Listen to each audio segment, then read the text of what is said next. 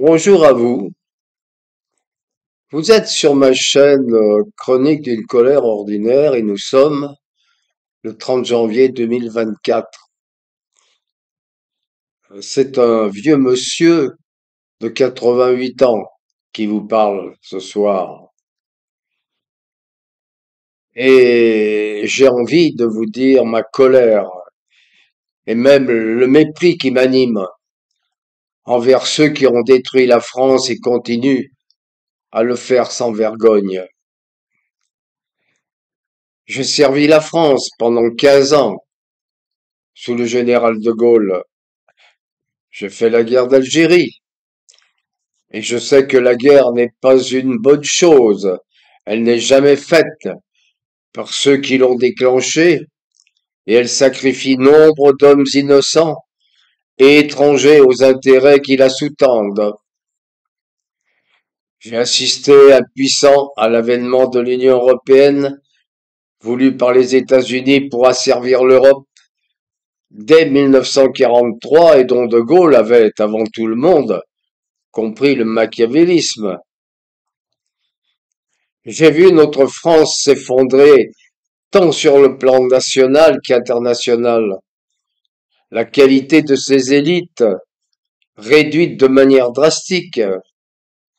On peut s'interroger sur la pertinence de privilégier d'avoir été condamné ou mis en examen par la justice, ou d'avoir des préférences sexuelles encore minoritaires, plutôt que d'être le plus expérimenté ou le plus diplômé dans le domaine concerné.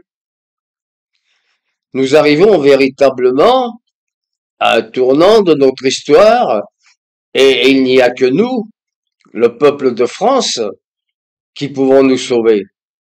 Ce ne sera pas facile, mais il ne faut pas se tromper de cible. Notre seule issue est la sortie de l'Union européenne, de l'euro et de l'OTAN. Je vous présente donc aujourd'hui ce qu'on peut appeler une diatribe, une diatribe pour la libération de la France. Je vous vomis et vous méprise ceux qui ont ordonné les injections de Rivotril dans les EHPAD de France, dans les EHPAD d'Île-de-France, provoquant ainsi de nombreux décès parmi nos anciens, décès qui pouvaient être évités si on avait accepté de les soigner. Ces morts par assassinat prémédité devront être jugés et leurs commanditaires et exécutants condamnés. Je vous vomis et vous méprise, vous qui pourris jusqu'à la moelle par vos conflits d'intérêts, vous qui êtes aux mains de puissances étrangères, car objet de chantage sur vos vies privées dépravées et mensongères, vous qui êtes aveuglés par votre idéologie mondialiste et européiste, vous qui ne voyez que vos intérêts immédiats et êtes prêts à trahir votre serment d'Hippocrate sur l'autel du veau d'or, vous tous qui avez participé à cette mascarade, à la mise en scène de cette fausse pandémie, énonçant chaque jour pendant des mois mensonges, manipulation des chiffres, présentation d'études biaisées qui ne résistaient pas à l'analyse d'un étudiant en première année d'études statistiques. Je vous vomis et vous méprise, car vous avez été les complices d'une immense entreprise criminelle à l'échelle mondiale. Vous avez contribué à la destruction de notre tissu social. Vous avez séparé les familles, les constituants du corps social, en fonction des professions et de la pression qu'ils pouvaient exercer sur vous, préservant ainsi la police, dont vous aviez prévu un emploi prochain, estimant sans doute qu'une réaction violente à vos mesures iniques devrait se produire à un moment ou un autre. Je vous vomis et vous méprise, les petits fonctionnaires de Bruxelles, dans leurs petits bureaux climatisés, ne souffrant d'aucune canicule, pas plus que du froid hivernal, pondant des textes abscons qui la plupart du temps ont été élaborés par leurs commanditaires, soit des lobbies de toute catégorie qui concourent abondamment à leur bien-être. C'est un doux euphémisme, leur évitant ainsi de salir leurs souliers pointus et étincelants dans la boue des fermes européennes afin de s'enquérir des revendications et même de la détresse de ces agriculteurs. Ils peuvent acquiescer à tous les désirs de leur maître. Ils ne seront pas responsables et ils peuvent compter sur une retraite confortable, bien supérieure à celle que peut percevoir un kidam lambda. Je vous vomis et vous méprise, vous les corrompus et les idéologues, vous les parlementaires, ne pensant qu'à votre indemnité mensuelle et vos divers avantages et qui, en pleine révolte du monde agricole, avez l'outrecuidance et l'irresponsabilité d'augmenter vos émoluments de 350 € par mois.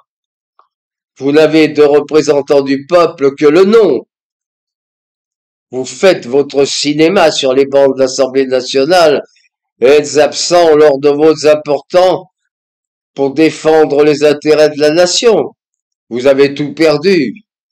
Votre honneur, votre crédibilité. Vous avez même perdu toute fierté et toute considération de votre fonction. Vous ne représentez plus rien. Nous devons maintenant diriger la France sans vous et sans les organes habituellement prévus pour le contrôle des institutions. Je vous vomis et vous méprise, vous qui avez détruit la France, et essayé de la conduire vers un conflit où elle n'a rien à faire, un conflit qui va à l'encontre de ses intérêts vitaux et ne peut s'expliquer que par la mainmise des États-Unis sur l'Europe, et particulièrement la France et l'Allemagne. N'oublions pas que ce conflit n'a pas débuté par l'invasion de la Russie en Ukraine, mais des années auparavant, avec le non-respect des promesses faites à Gorbatchev que l'OTAN ne s'agrandirait pas vers l'Est. Il s'est ensuite poursuivi par le coup d'État du Maïdan orchestré par la clique de Madame Noland, puis par le non-respect des accords de Minsk I et II, ainsi que les bombardements incessants depuis 2014 sur le Donbass, bombardements de l'Ukraine sur un peuple ukrainien russophone, bien entendu.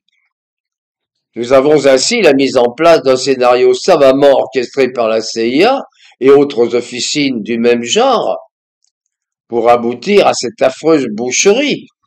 Plus de 500 000 morts côté ukrainien, dont les abrutis de l'État profond américain sont responsables. Je sais que malheureusement, ils n'en subiront aucunement les conséquences et seront comme toujours tirés leur épingle du jeu. Peut-être un châtiment divin.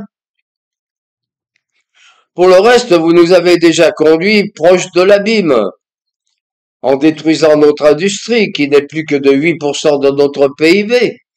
Vous avez détruit notre source d'énergie sûre, écologique et bon marché, en détruisant sciemment EDF et en restant dans le système européen qui n'a qu'un seul but, éviter que la France continue à bénéficier d'une énergie bon marché, ce qui est insupportable à l'Allemagne.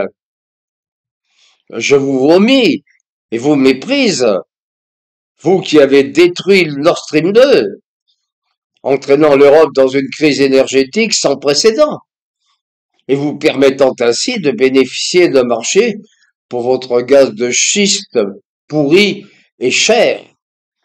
Vous qui avez manigancé depuis des années pour asservir le continent européen, vous qui vous permettez au mépris de toute règle d'imposer vos lois dès lors que votre monnaie est utilisée, établissant ainsi une véritable fourche codine sur les entreprises étrangères qui vous résisteraient, et bien sûr, avec la complicité des dirigeants des pays concernés, qui sont soit achetés, soit liés par des secrets inavouables, soit convaincus idéologiquement. Enfin, je voudrais terminer cette diatribe par une constatation. J'ai visionné hier une vidéo d'un agriculteur qui s'exprimait sur ses revendications légitimes et énumérait ce qu'il aurait souhaité pour pouvoir vivre décemment de son travail. Ce qui m'a frappé, c'est qu'à aucun moment il n'a cité l'Union européenne. Il s'adressait uniquement au pouvoir public de la France, alors qu'aucune de ses revendications ne pouvait être satisfaite par eux, car étant de la compétence unique de l'Union européenne. Et là est le point fondamental. Les agriculteurs, comme la plupart des gens, n'ont pas encore intégré que la plupart des maux dont ils souffrent sont imposés par l'Union européenne. Le marché libre et non faussé, entraînant la signature des traités de libre-échange, qui vont tuer nos paysans, les accords de Schengen, qui obligent à une immigration légale très importante, l'immigration illégale n'étant que le 10e de l'immigration légale. Nous avons ainsi un scénario très bien constitué, très bien construit par l'Union européenne pour faire disparaître les petites et moyennes exploitations agricoles et permettre ainsi aux grands groupes financiers, financiaro-agroalimentaires, comme Avril, du soi-disant syndicaliste Arnaud Rousseau, de la FNSEA, de racheter les terres libérées et de constituer d'énormes exploitations qui permettront de standardiser les productions avec l'emploi d'OGM et d'autres procédés en gestation. C'est par ailleurs ce qu'est en train de faire Bill Gates, qui rachète des terres aux États-Unis, en France et en Ukraine, afin de pouvoir expérimenter les découvertes issues des expériences faites sur l'île d'Epstein, qui ne se cantonnaient pas à la pornographie, mais procédaient également à des expériences humaines, selon le rêve des transhumanismes dont il est un des plus fervents adeptes. Augmenter l'espérance de vie en bonne santé, supprimer la maladie et corrélativement supprimer ceux qui ne peuvent être guéris. Ce personnage est un malade, obsédé par la santé, la peur de la contamination, et terrorisé par l'idée de la mort. Il a financé, par l'intermédiaire de sa fondation de recherche sur l'île d'Epstein, dont les investigations en cours révéleront toute l'ampleur et l'objectif. Il est également un des plus importants donateurs de l'OMS, qui ne peut rien lui refuser. Il est enfin un très important donateur de la recherche vaccinale et a été sur tous les fronts pour promouvoir la vaccination contre le Covid. On peut donc raisonnablement s'interroger sur sa soif d'achat de terres agricoles dans le monde et penser que les cultures qu'il envisage d'obtenir ne seront pas exemptes de gènes divers ou d'autres substances destinées à modifier la destinée humaine. Tout est possible avec ces individus qui veulent gérer l'univers et l'humanité. Paysans de France, ne vous trompez pas de cible. Vos revendications sont légitimes, elles sont conformes à l'intérêt général et sont la garantie d'une alimentation saine et abondante. Elles peuvent vous assurer une vie heureuse et permettre de nourrir une population comme celle de la France. Mais ne soyez pas aveuglés par les fameuses subventions européennes, qui ne sont que les chaînes qui vous maintiennent dans l'esclavage. N'oubliez pas que la France est contributeur net de l'Union européenne, ce qui signifie qu'elle donne à l'Union européenne plus qu'elle reçoit, la différence étant d'environ 9 milliards d'euros. Non, il n'y aura donc aucune difficulté à financer directement par la France, dès qu'elle se sera débarrassée de ce carcan qu'est l'Union européenne, un plan d'aide transitoire permettant de mettre progressivement en place une agriculture raisonnée et responsable, plus équitable. Vous devez vous battre pour sortir de l'Union européenne, c'est votre seule chance. Sinon, croyez-moi, aucune de vos revendications ne sera satisfaite. Vous pourrez décrocher quelques avantages financiers qui te feront que vous maintenir quelques mois ou quelques années avant la chute finale. Mais rien de fondamental ne sera remis en cause. C'est tout simplement impossible au sein de l'Union européenne. Si vous comprenez et acceptez ce point fondamental, le salut est possible. Sinon, advienne que pourra. Dieu reconnaîtra les siens. Merci de m'avoir écouté et à bientôt. J'espère.